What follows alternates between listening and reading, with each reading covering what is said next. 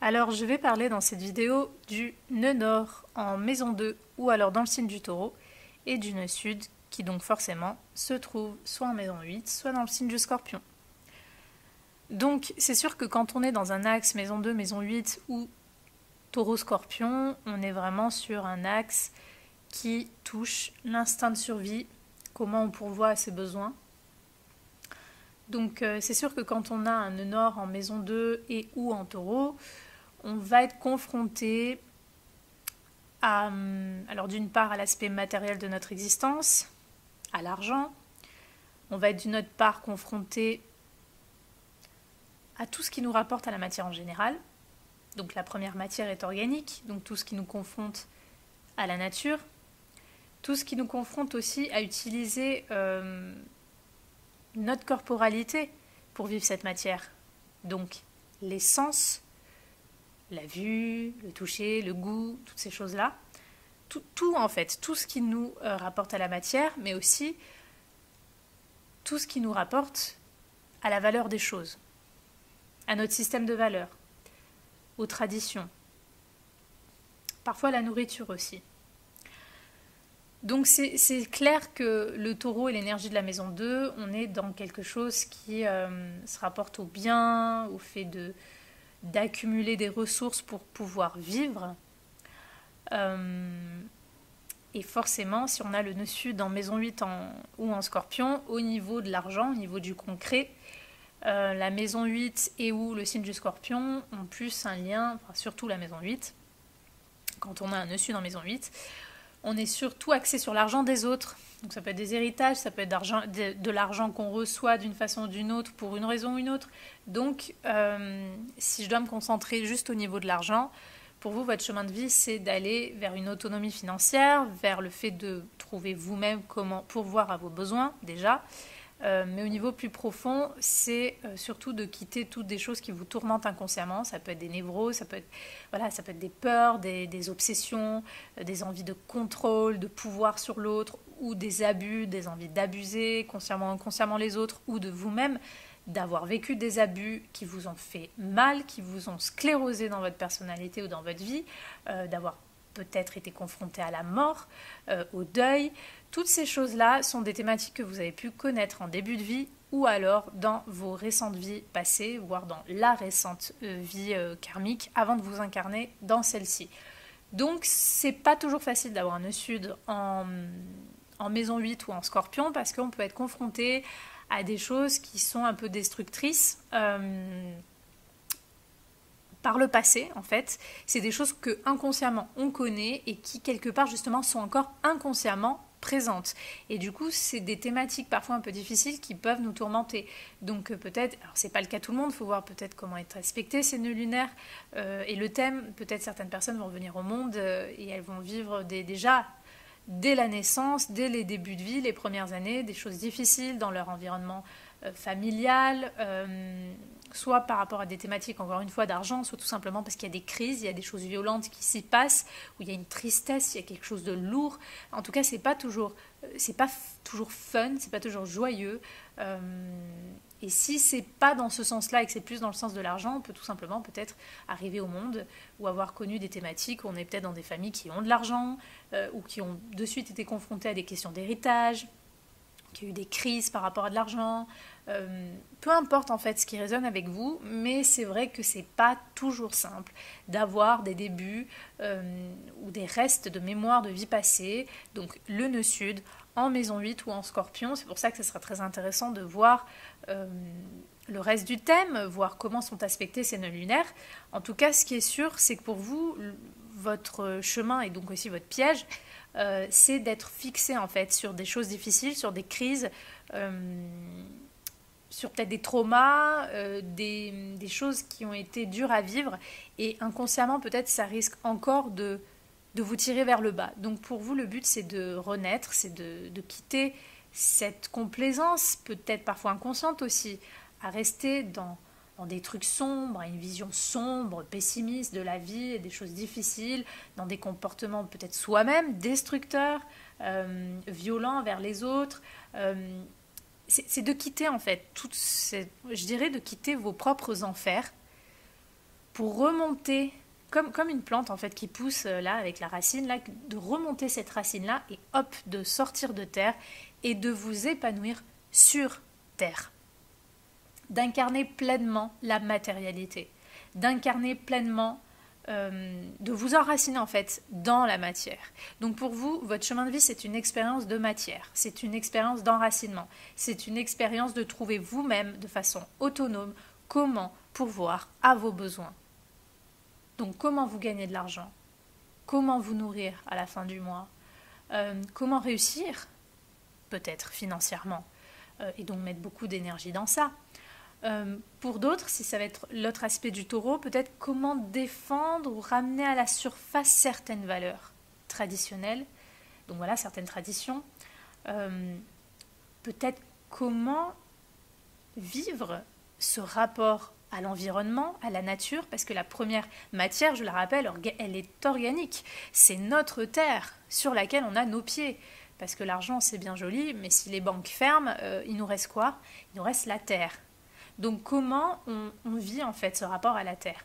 Comment on vit ce rapport à l'environnement? En fait, comment on vit le fait de accumuler des choses qui vont nous permettre de vivre cette matière, de s'incarner dedans et de pourvoir à nos besoins premiers et vitaux. C'est ça la question. Et c'est aussi surtout d'aller comprendre la valeur des choses. Qu'est-ce qu'on estime? Qu'est-ce qui est important pour nous? Et qu'est-ce qu'on va faire pour ça? C'est ça votre chemin de vie à vous. Votre chemin de vie à vous, c'est de quitter toutes vos crises, vos peurs, vos haines, vos tourments, tous vos mondes en vous secrets, que vous seul vous savez, toutes vos choses un peu sombres qui macèrent inconsciemment en vous, toutes les choses peut-être abusives que vous avez vécues dans votre enfance, soit pour d'autres personnes, comme j'ai dit, peut-être des thématiques où vous avez été dépendant de l'argent ou des biens ou des ressources d'autres personnes ou d'une situation, et d'aller vous-même incarner cette réussite, cette indépendance au niveau de la matière, au niveau de l'argent, au niveau de comment en fait vous vivez le tangible en fait dans cette vie et comment vous vivez le fait de nourrir vos besoins et de répondre à vos besoins qui vous permettent de vivre en fait. Donc ça va être cette expérience-là. Donc bien sûr ça va être différent. Ceux qui ont un nœud nord en maison 2, ça va peut-être être un petit chouïa, un petit peu plus axé sur le côté argent et le côté vraiment de pourvoir à ses besoins. Ceux qui ont un taureau, le nœud nord en taureau, ça va plus être d'expérimenter toutes les valeurs du taureau, donc ça peut aussi être, comme j'ai dit, le bien-être, peut-être le côté créatif, artisanal, faire quelque chose, peut-être avec l'alimentation, aller plus vers aussi un côté raffiné, sensuel, toucher la matière, découvrir ce qu'elle peut nous apprendre, ce qu'elle peut nous apporter de beau dans la vie. Et pas d'être toujours sous terre, à ruminer, comme le truc du scorpion, avoir le mal partout, ou à être soi-même destructeur, ou avoir peur de certaines situations, certaines expériences, parce qu'elles touchent des peurs, ou elles touchent des traumas. Et donc on va baigner un petit peu dans ces trucs un peu sombres, où on peut avoir du mal à se transformer. Donc voilà, le but c'est de tomber dans le mauvais côté dans le piège du signe du scorpion. Le signe du scorpion, c'est des choses que vous avez connues, c'est des thématiques que vous avez connues.